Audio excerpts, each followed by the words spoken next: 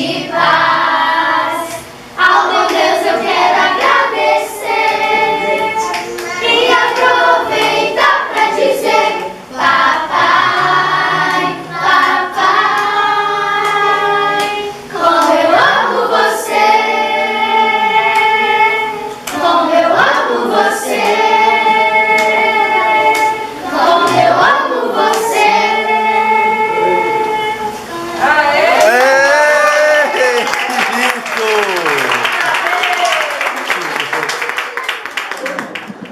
Boa noite, igreja.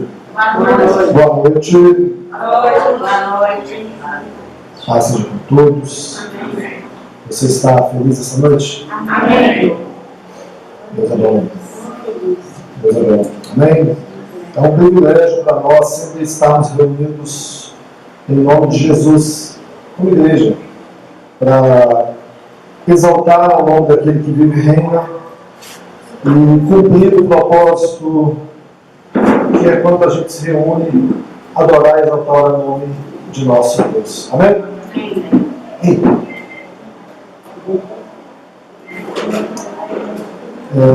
Quando a gente lê o Evangelho de João,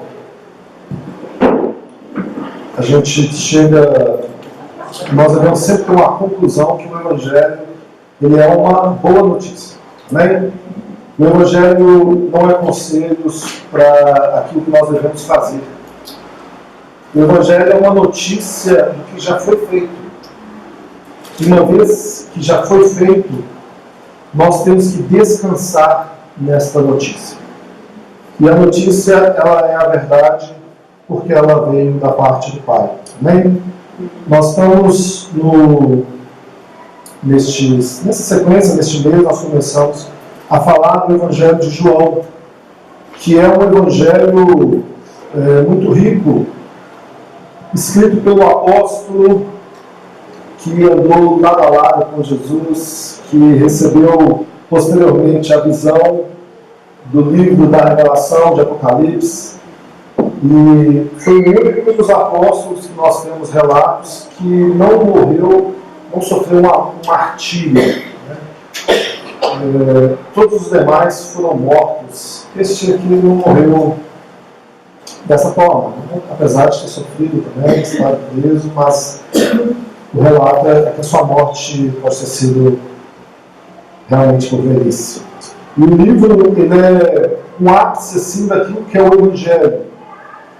Nós estamos procurando aqui ser expositivos na leitura para que a gente consiga compartilhar com vocês a grandeza que é a mensagem do Evangelho de Jesus. Amém? Nós vamos falar hoje do Evangelho de João capítulo 3. Nós vamos ficar do versículo 1 até o 21, que é uma narrativa conhecida por todos, aonde Nicodemos, um fariseu, procura Jesus, a vossa falha, né?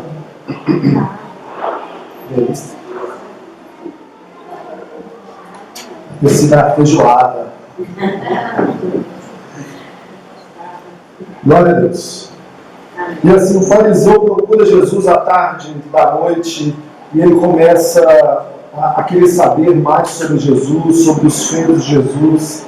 E Jesus então tem uma relação ali com ele, um diálogo.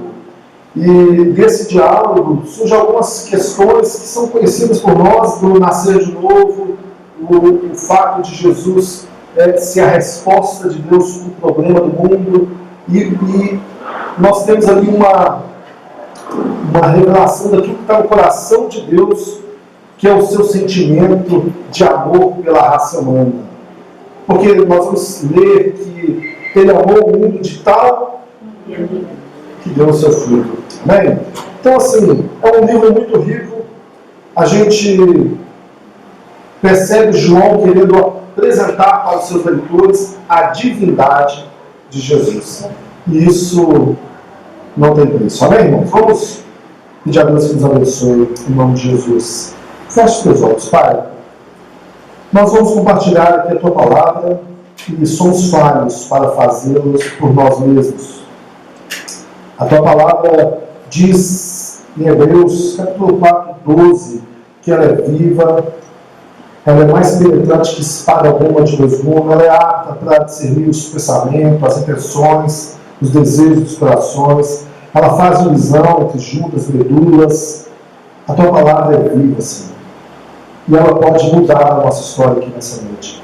Nós te pedimos em nome de Jesus que seja conosco, em nome de Jesus, que o teu Espírito Santo abra o nosso entendimento, que todo o mal, Senhor, tudo aquilo que veio para tentar roubar a palavra do Senhor das nossas vidas, todo o laço do passarinheiro, tudo aquilo que vem para roubar as sementes que foram jogadas na terra, seja repreendido pelo Senhor. Que o Senhor nos coloque neste momento vigilantes, atentos à tua palavra.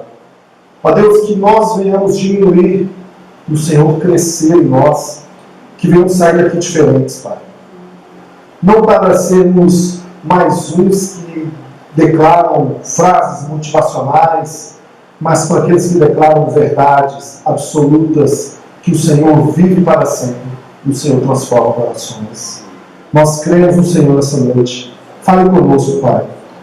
Em nome de Jesus, dispersa de nós todo mal, Pai. Toda falta de amor, de temor, de tremor, de atenção, de desejo. Aviva-nos segundo a tua palavra. É o que nós pedimos em nome de Jesus. Amém. Amém. Amém. Vou pedir à Lúcia que está ali, para apagar a luz aqui, a leitura, pelo menos essas duas da frente. Pode apagar também. A narrativa que nós vamos ler de João 3:1 ao 21, eu trouxe num vídeo que retrata bem essa passagem. Então, para fixar na cabeça de vocês, é preciso atenção, é claro, mas vamos ouvir a história.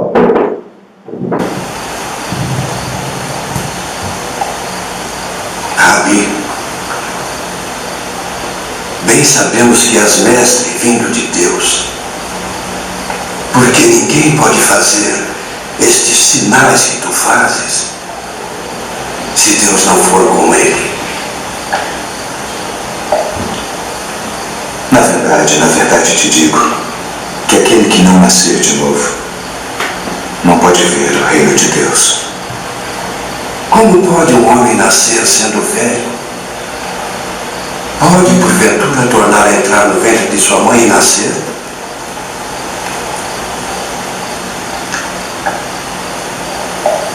Na verdade te digo que aquele que não nascer da água e do Espírito não pode entrar no reino de Deus. O que é nascido da carne é carne, e o que é nascido do Espírito é Espírito. Não te maravilhes de te ter dito: necessário vos é nascer de novo. O vento assopra onde quer, e ouves a sua voz, mas não sabes de onde vem, nem para onde vai. Assim é todo aquele que é nascido do Espírito. Como pode ser isso? Tu és mestre de Israel e não sabes isto. Na verdade te digo que nós dizemos o que sabemos e testificamos o que vimos, e não aceitais o nosso testemunho. Se vos falei de coisas terrestres e não crestes, como crereis se vos falar das celestiais?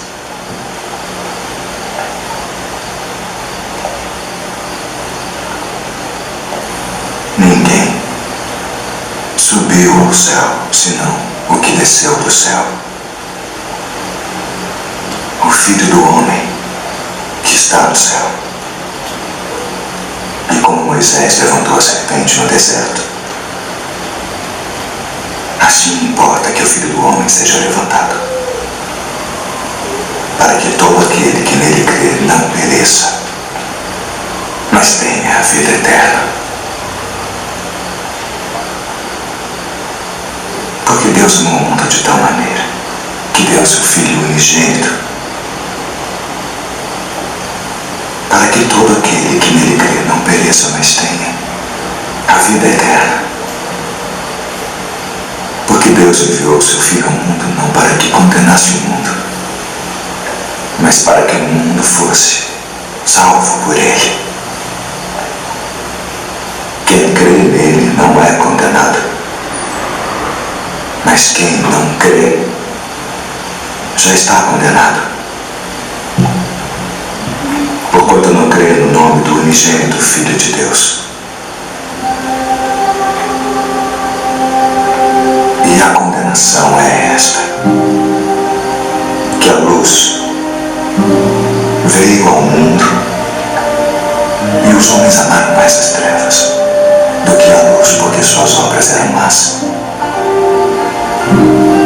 Porque todo aquele que faz o mal odeia a luz e não vem para a luz para que as suas obras não sejam reprovadas. Mas quem pratica a verdade vem para a luz, a fim de que as suas obras sejam manifestas, porque são feitas em Deus. O texto que nós iríamos ler é exatamente isso que foi narrado no vídeo. Um diálogo entre Jesus e Nicodemos, um fariseu, mestre em Israel. Quando a gente olha para uma história como esta e vê também na Bíblia tantas outras passagens em que Jesus está ali debatendo ou respondendo, repreendendo, os fariseus, a gente percebe a importância que esse pessoal tinha nesse período histórico. A Bíblia diz que Jesus nasceu na plenitude dos tempos, ou seja, o tempo exato, o tempo certo, que Deus queria, e Deus tinha planos para que ele tivesse chegado. E ele chegou em um momento em que os fariseus, juntamente com os saduceus, que eram dois grupos religiosos, dominavam sobre Israel e estavam à responsa de Roma.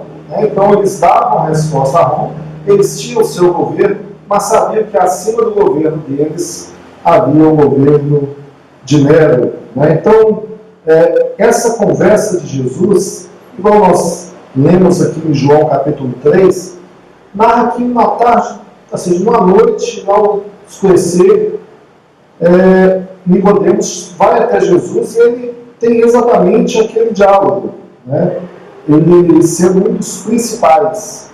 E ele começa a questionar a Jesus pelos feitos que ele estava fazendo. No capítulo anterior, nós já falamos sobre isso aqui. Jesus começou a manifestar os seus milagres, os seus sinais. Jesus começou a mostrar o quanto era relevante o seu ministério para aquele povo. Então, todo mundo já estava conhecendo, todo mundo já tinha que saber quem é esse Jesus, o que ele está fazendo. Tanto nós falamos aqui nos domingos anteriores, algumas pessoas começaram a questionar, mas não é esse aí o mesmo filho de José? Não é aquele ali que veio da Galileia? Como que esse homem está fazendo esses feitos agora? E chega Nicodemos, e agora ele quer conversar com Jesus a sós. Existem muitos diálogos, muitos textos, muitos artigos, muitas posições teológicas acerca deste livro, narrando que de repente Nicodemos chegou tarde da noite porque ele não queria ser visto por Jesus. Então ele estava sendo assim, esperto, vou procurar à noite onde nenhum dos outros do meu grupo estão me vendo. Mas há também aqueles que defendem outras posições, como por exemplo, os fariseus, durante o dia, eles tinham seus trabalhos no templo, eles tinham seus clubes de estudo, alguns davam aulas, então a parte da noite era o melhor momento para eles conversar sobre teologia. Então, existem aqueles que defendem essa posição, mas eu gostaria de focar no fato de ele ir à noite procurar Jesus, para aquilo que o símbolo pode trazer para as nossas vidas. Demonstra claramente aquilo que é a condição natural do homem, que estava em trevas e vai procurar a luz. É isso que acontece com Nicodemos, muito tarde da noite, para procurar, né, a Jesus, e como sendo ali alguém, um membro importante do Sinédrio, né, ou seja, o Supremo Concílio dos Judeus, assim, a gente sabe que não era algo, uma conversa simples, né? Então ela tinha realmente que ser relatada para nós. E o que vai ser relatado nesse texto, igual nós acabamos de ver no vídeo, tem aqui a intenção de trazer para nós um esclarecimento acerca da nossa condição hoje quanto à vida espiritual ou a nossa vida natural diante de Deus. Amém? Ele chega diante de Jesus e fala assim: Rabi, que quer dizer mestre. Né? Ele já está confessando ali que Jesus era um mestre. É interessante isso. Às vezes a gente fica aqui nos grupos aqui de estudo, quando a gente quer compartilhar algumas questões bíblicas, nós focamos muito sobre a necessidade da gente parar diante de um texto e pegar toda a riqueza que ele tem para nós. Tudo que foi dito por Jesus, qualquer palavra, a menorzinha que for, ela tem uma importância, uma relevância enorme nas nossas vidas. Se a gente parar e atentar para aquilo que Jesus falou, pode ter certeza que é algo rico para as nossas vidas. E aqui, Nicodemos chega diante de Jesus, igual ao vídeo, ele fala: Rabi, né, nós sabemos que tu és mestre, e que você tem que ter realmente algo de Deus, porque ninguém pode fazer algo assim se Deus não estiver com ele. Mas ele reconhece que ele estava fazendo aqueles milagres, ele reconhece que Jesus é mestre, mas não o suficiente para que ele confessasse Jesus como seu Senhor. Já parou para pensar sobre isso? Que às vezes nós podemos olhar para Jesus e ver alguns textos aqui que está falando dos seus milagres, ver alguns ensinamentos, ver algumas pessoas testemunhando sobre ele, nós até chamarmos ele também de mestre, de Senhor, mas não confessarmos para efeito da salvação, como foi neste caso com Nicodemos. Então que a gente possa atentar para esses pequenos detalhes e tentar imaginar o que é esse momento que Jesus passa com Nicodemos e por que João está relatando isso aqui detalhadamente e trazendo aqui para nós, não somente hoje, mas durante toda a história. Quando a gente olha a vida de Nicodemos, por exemplo, João vai mostrar mais 2 vezes, pelo menos, Nicodemos no decorrer da história. Lá no capítulo 7, quando os judeus, né, ali junto com os fariseus, eles queriam incitar uma forma de condenar a Jesus, Nicodemos, no versículo 50 e 51 do capítulo 7 de João, ele fala assim: olha, nós não podemos condenar alguém sem antes ouvi-lo.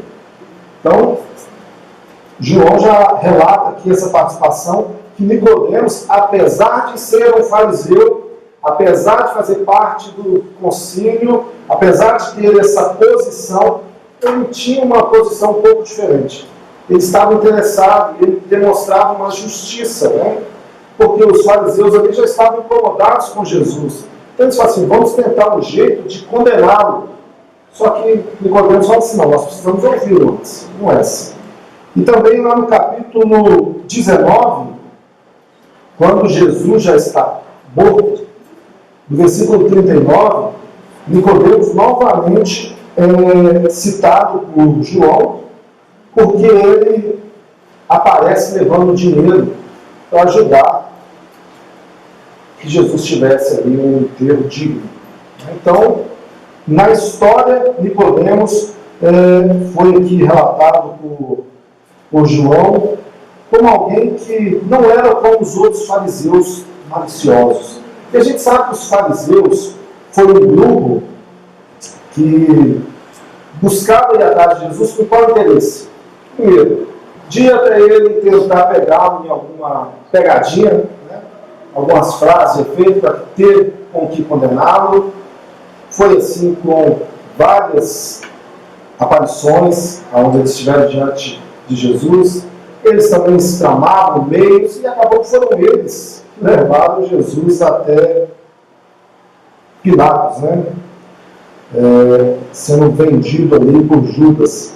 Então, quando a gente lê algumas passagens da Bíblia em que Jesus vai diante dos fariseus, ele é duro e justo.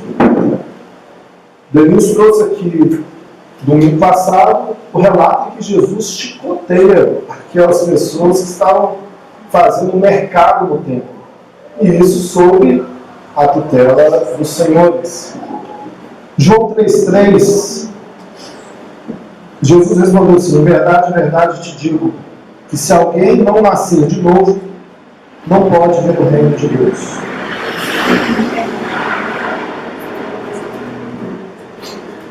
Esse relato, esse vídeo, né, daquele filme antigo de Jesus,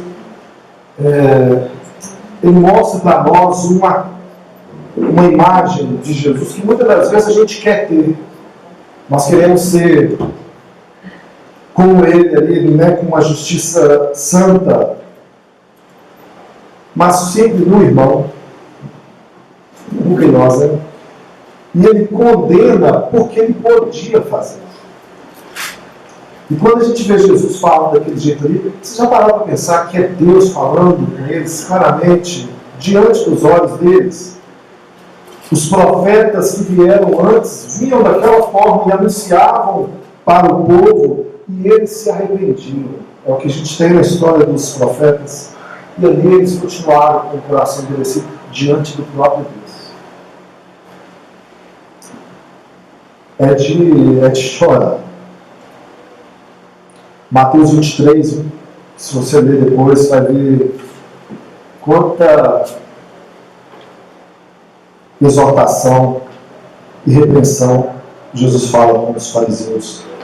E aqui Nicodemos, então, depois de questionar a Jesus sobre o fato dele fazer tudo aquilo que ele fazia, ninguém poderia fazer aquilo se não fosse Deus. E a resposta de Jesus é para ele: olha, se alguém não nascer de novo, não é possível, essa pessoa não vai conseguir, ela não vai entrar, ela não vai ver, ela não vai interpretar essas coisas, ela precisa nascer novamente. E a tradução que nós temos para isso, em algumas outras passagens, é alguém que nasce do alto, alguém que nasce de cima.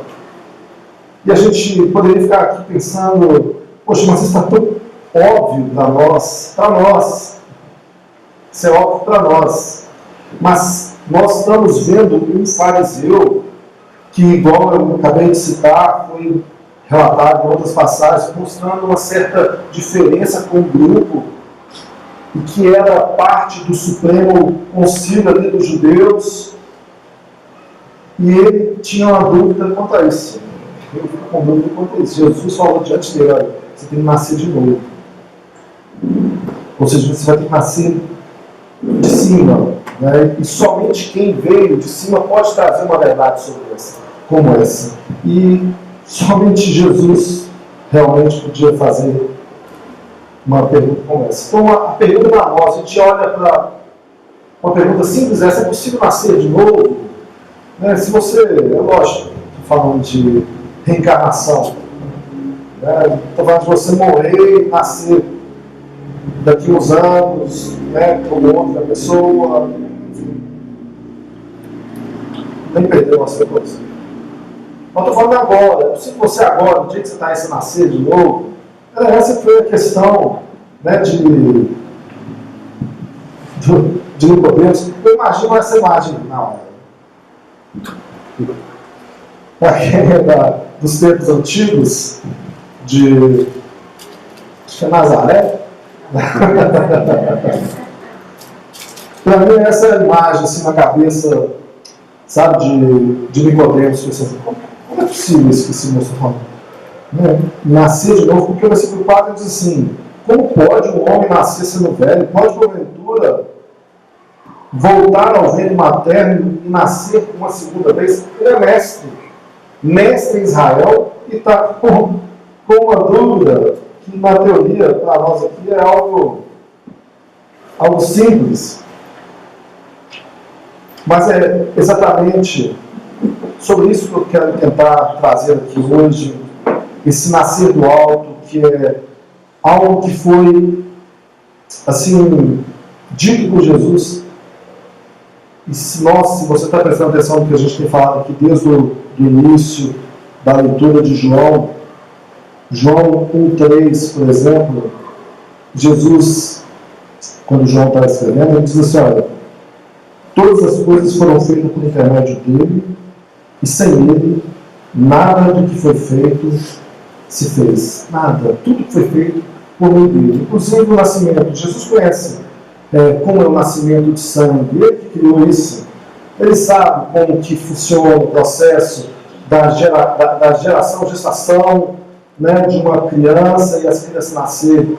Mas ele também sabe como é nascer do alto. Porque ele que criou todas as coisas. E ele que criou este meio. Ele que fez e conduziu essa situação, para vocês não ficarem ali prestando atenção na Nazaré. Olha o que está escrito aqui no versículo 4 diante, só para a gente saltar. Perguntou Nicodemos: como pode um homem nascer sendo velho? Pode porventura voltar ao ventre e nascer uma segunda vez? Respondeu Jesus: em verdade digo que quem não nascer da água do Espírito não pode entrar no reino de Deus. O que é nascido da carne é carne, o que é nascido do Espírito é. Não te admires de que eu te dizer que importa-vos nascer de novo. O vento sopra onde quer, ouve a sua voz, mas não sabe de onde vem nem para onde vai. Assim é todo que é nascido do Espírito. Amém? Olha, nós vamos chegar na serpente, mas D. Kerson, que é um grande pastor e teólogo, a visão que ele diz mais realística dessa passagem é que Nicodemos realmente não entendeu de forma nenhuma o que Jesus estava falando. Porque existem algumas interpretações, tem alguns que vão falar assim, olha, ele estava meio, de repente, assim, entrou numa onda com Jesus, né? Jesus brincou com ele no sentido de nascer de novo, assim. Então, vou ter que nascer, vou ter que ir de novo para a barriga da minha mãe? Já velho? Lógico. Não, né? Mas alguns estudiosos, alguns teólogos contemporâneos nossos têm essa percepção, não, ele realmente não entendeu, ele conseguiu entender, né, aquilo que estava escrito. Alguns também conseguem enfatizar, porque Jesus falou isso, que é necessário nascer da água do Espírito, e Jesus estava falando do batismo. Né? E nós que estamos aqui,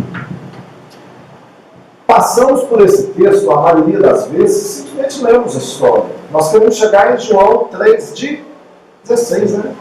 Aonde Deus amou o textual dos crentes. Mas a gente não, esse não é meu papel, né? Querer entender. Mas é importante para você, é importante para mim, é importante para nós, quando você lê, você tem uma percepção da palavra de Deus, e algo diferente, você compartilha com o seu irmão. Você acredita que você edifica uma vida, e essa uma vida pode edificar outra e outras. Porque é assim que acontece. Então, assim, não menospreze pequenas passagens. Só que, imagina que Jesus falar para Nicodemos sobre água, o Espírito não faria também muito sentido se tiver relacionado ao batismo. Nicodemos não batizava. Ele conhecia, de repente, a história de João está batizando para arrependimento, mas não faria muito sentido para o estudioso da palavra, como é no caso de Nicodemos. Então, tudo indica que ele estava falando do mesmo relato que tinha no Antigo Testamento, das passagens que falavam sobre água, e era sempre relacionado ao Espírito Santo. Então, ou seja, quando Deus iria derramar, né, do seu Espírito, então derramar se derrama água. Né? E se a gente olhar alguns livros como Ezequiel, Daniel, alguns relatos do quando a expressão que vai, as águas encherão o templo, toda a terra está cheia da sua glória e vai passar como um rio. Então a gente entende que o nascer da água é o nascer do Espírito. De forma que Jesus fala que quem não tem o Espírito, né, ou seja, não nasceu do Espírito, também não consegue entender as coisas do Espírito. E Paulo, entendendo muito bem sobre isso, ele escreve lá em 1 Coríntios 2,14 que as coisas de Deus se discernem espiritualmente. Quem não tem o Espírito acha que é loucura, porque são coisas que se discernem somente por meio do Espírito. Amém? Então, que Jesus está mudando de assunto quando ele começa a falar sobre isso, de forma nenhuma. O que Jesus está nos ensinando ao ensinar para Nicodemos? Na verdade, era algo muito mais amplo, muito mais profundo, e ele está entrando nessa profundidade com Nicodemos. E glória a Deus por isso. Amém? Carne é carne, espírito é espírito. Nós sabemos disso. Então ele fala para Nicodemos assim, olha, o fato, Nicodemos, que todos vocês têm que nascer de novo. Se vocês querem entrar no reino, se vocês querem ver a realidade do reino, vocês têm que nascer novamente. E ele está falando com alguém que é religioso. Eu comecei aqui falando, olha, para nós aqui é óbvio que a gente entende essas coisas. Porém, irmãos, nós devemos tomar cuidado para que nós também não venhamos ser os religiosos da história hoje. Nós devemos sempre estar analisando o que a nós mesmos, a Bíblia diz sobre isso várias vezes. Examine-se, pois o homem. É isso que nós fazemos no dia de ceia. Tito recebe uma carta de Paulo, e Paulo está falando o seguinte, olha, muitos devem se examinar, porque na verdade já nem mais seguem a fé, já muito tempo já estão longe. Então uma pessoa tem que fazer uma autoavaliação. Nós devemos sempre fazer uma autoavaliação. Amém? E quando ele está narrando aqui, relacionado ao homem natural e ao homem espiritual, é fácil para nós entendermos isso aqui. Qual é o conceito bíblico, né, que a gente pode ter de pecado? Né? Somente um homem espiritual pode entender sobre isso. Porque a Bíblia diz o seguinte: o Espírito Santo veio para convencer o homem do pecado, da justiça e do juízo. Quem é que convence? Somente o Espírito. O homem natural não consegue olhar. O homem natural está sendo normal. Né? Eu não estou matando, não estou roubando, né? Então não estou prostituindo, né? Não sou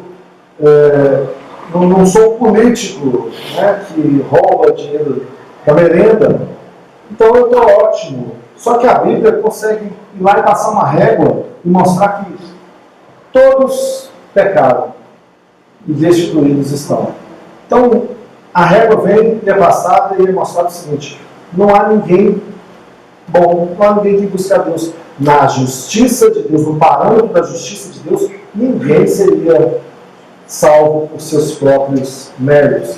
E aí vem Isaías, por exemplo, que era um grande profeta de Deus, e Isaías fala o seguinte: olha, ai de mim, que eu estou merecendo que meus olhos vejam o Senhor, o Rei da Glória.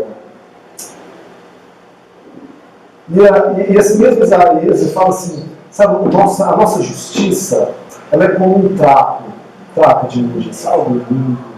Essa é a nossa justiça. Então, todos estão debaixo desta regra de Deus. Mas graças a Deus, os nossos olhos foram abertos pelo Espírito para entender que há alguém acima da régua. E esse alguém acima da régua fez algo por mim e fez algo por você. Amém? É sobre isso que nós estamos vendo. Versículo 9 diz assim: então perguntou Nicodemos, como pode suceder isso? Acudiu Jesus: tu és mestre em Israel e não compreende essas coisas? Em verdade eu te digo que nós dizemos o que sabemos e testificamos o que temos visto. Contudo, não aceitais o nosso testemunho. Se tratando de coisas terrenas, não me credes. Como crereis se vos falar das coisas celestiais? Ora, ninguém subiu ao céu, senão aquele que de lá desceu, a saber, o Filho do Homem que está no céu. Amém?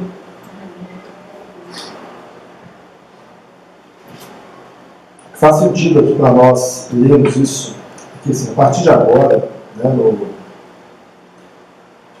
depois desse relato, e podemos calar. Ele já não vai mais responder, não vai mais debater. Tá? Igual no vídeo que a gente viu, só silêncio da parte de Nicodemos.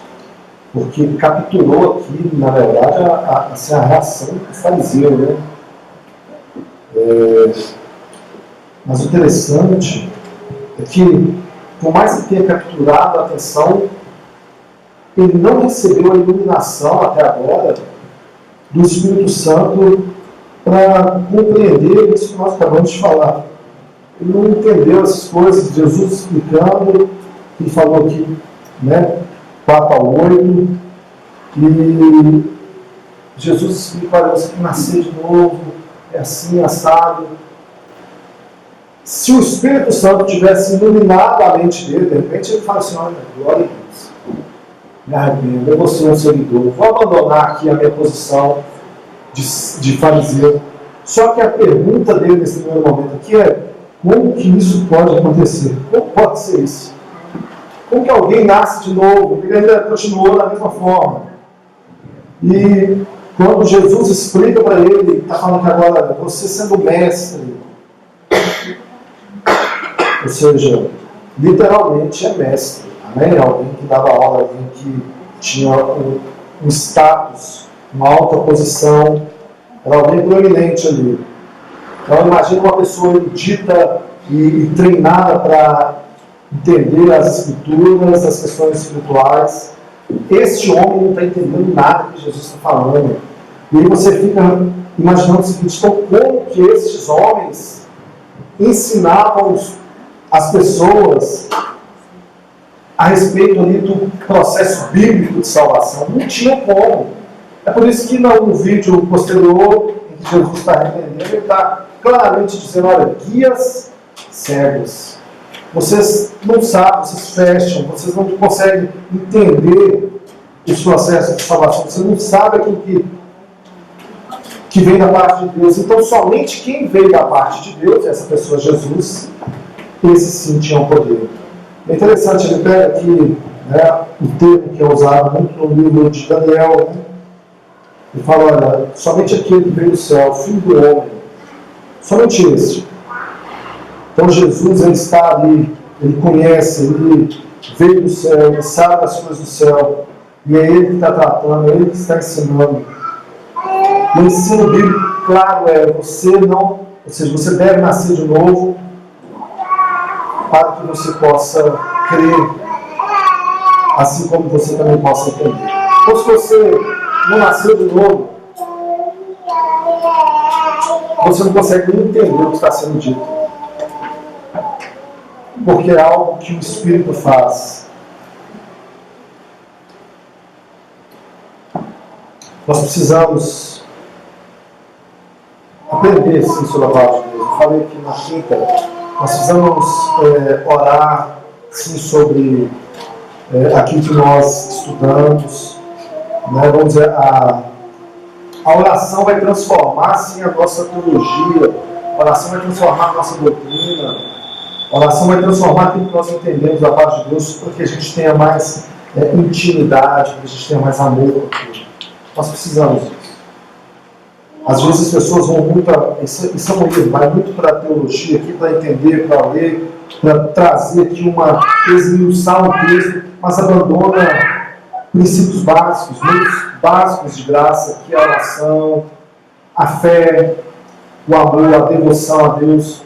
Não perca isso em nome de Jesus. Amém? Olha, no versículo 14,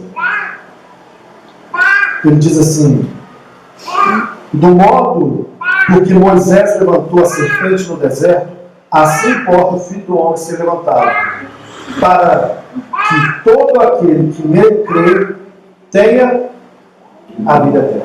Amém?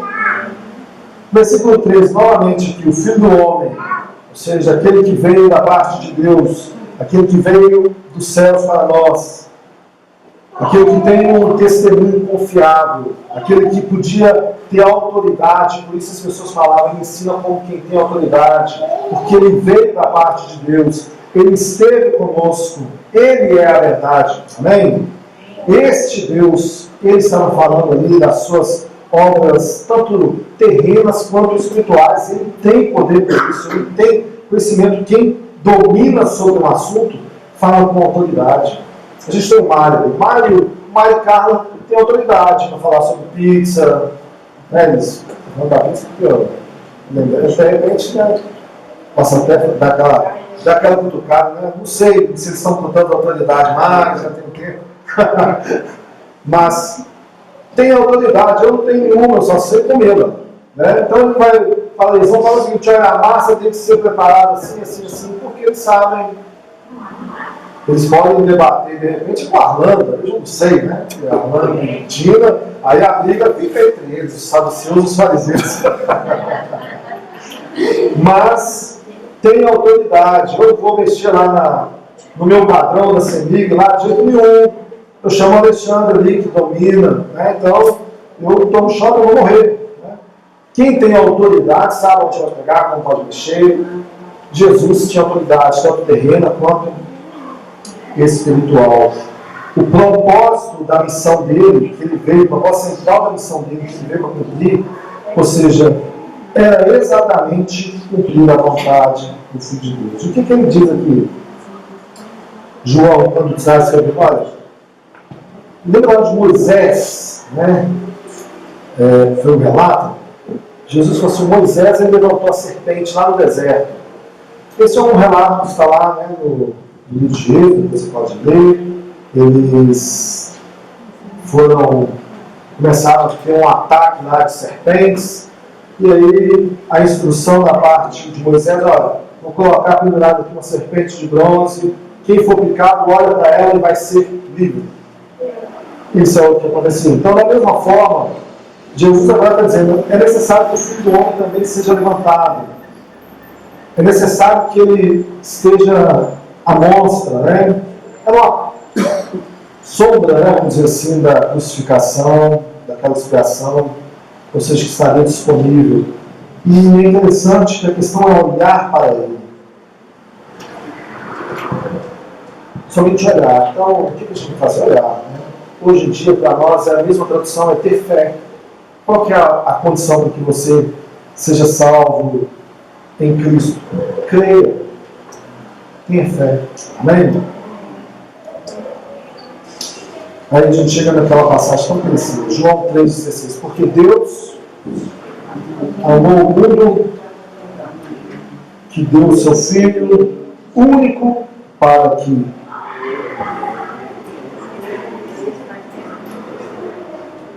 amém? Então, se nós cremos que essa passagem, que é o texto áureo dos crentes, um dos textos mais conhecidos da Bíblia, mas é também um dos textos mais distorcidos da Escritura. Muitas das vezes de forma perigosa, porque conseguem tirar aqui falsas ideias desse texto. Conseguem obscurecer uma passagem que traz uma verdade, mas acaba apontando para outros. Quando a gente fala do meu amor, porque eu amo aqueles a quem eu desejo salvar. Então nós temos um Deus que é amor, um Deus que ama, um Deus que tem relacionamento. Ele não é um Deus de longe, ele é um Deus próximo. Ele é um Deus presente no dia da angústia, no dia da adversidade, no dia mau. Ele é um Deus presente na alegria, ele é um Deus presente no momento também de choro. Ele é presente, creia nisso em nome de Jesus. Ele não está longe, ele está presente. Ele é um Deus que conhece cada um de nós.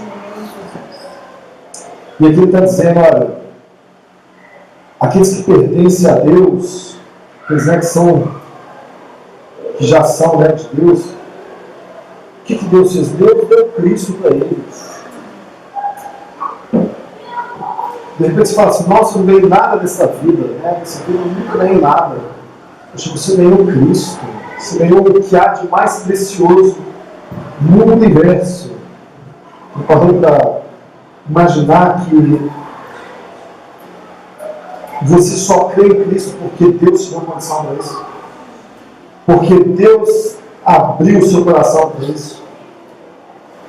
E consequentemente, o que Ele promete para você? A vida eterna.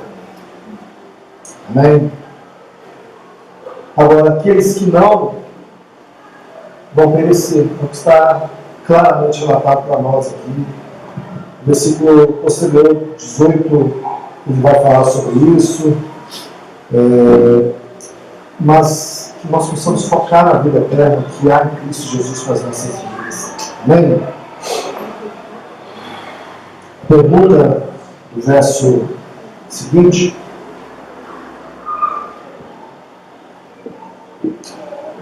Que pode ficar para nós, vamos ler antes 17 em diante. Porquanto Deus enviou seu Filho ao mundo, não para que julgasse o mundo, mas para que o mundo fosse salvo por ele. Quem nele crê não é julgado, o que não crê já está julgado, porquanto não crê no nome do unigênito Filho de Deus. O julgamento é este, que a luz veio ao mundo e os homens amaram mais as trevas do que a luz, porque as suas obras eram más. Pois todo aquele que pratica o mal aborrece a luz e não se chega para a luz, a fim de não ser erguida as suas obras. Quem pratica a verdade aproxima-se da luz, a fim de que as suas obras sejam manifestas, porque são feitas em Deus.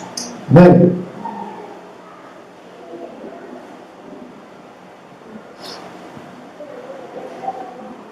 Ele não veio para declarar não o mundo culpado, porque o mundo já é culpado. Também não veio para trazer ali um julgamento final, mas ele veio para assegurar a salvação. Embora ele tenha condenado o pecado.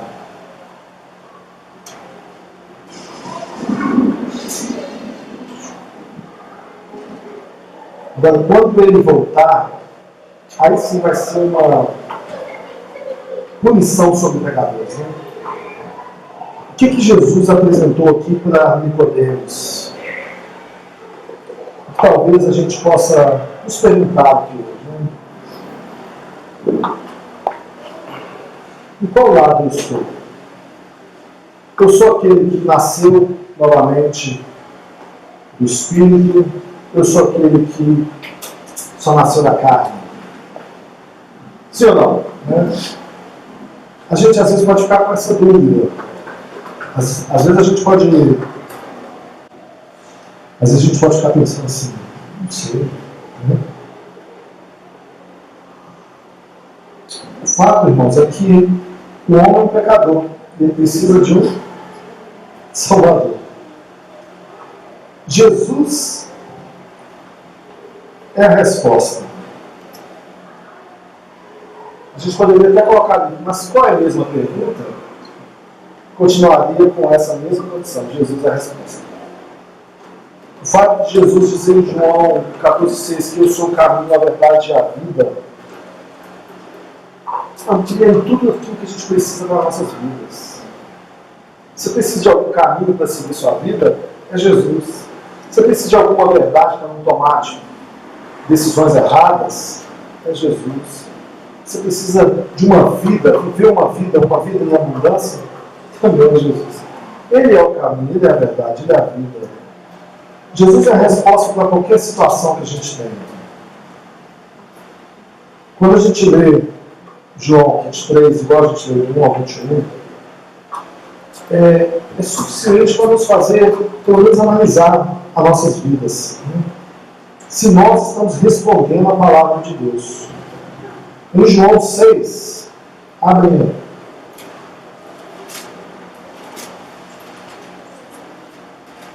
Nós ainda vamos chegar em João 6 um dia.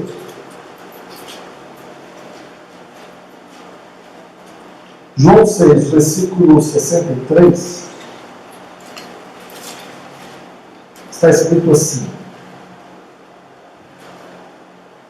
o Espírito é o que vivifica, a carne para nada aproveita. As palavras que eu vos tenho dito são Espírito e são vida. Essas palavras de Deus têm que ser na sua vida, ela tem que ser na sua vida essa necessidade para que você continue vivo. Às vezes a gente faz de tudo para nossas vidas, né? Vai para a academia, come, né? Ou seja, aquela dieta lá dos nutricionistas, né? Ou não, se esbalda, cuida disso, cuida daquilo, tudo porque a gente quer estar forte, quer estar com saúde. Só que a verdadeira vida, às vezes a gente desconsidera. Você tem aí a palavra de Deus disponível para você hoje, tão facilmente disponível. Você tem que ter um momento seu com Deus, lendo a tua palavra, entendendo aquilo que Ele está falando com você. Em Lucas, capítulo 24, ele diz assim, versículo 32,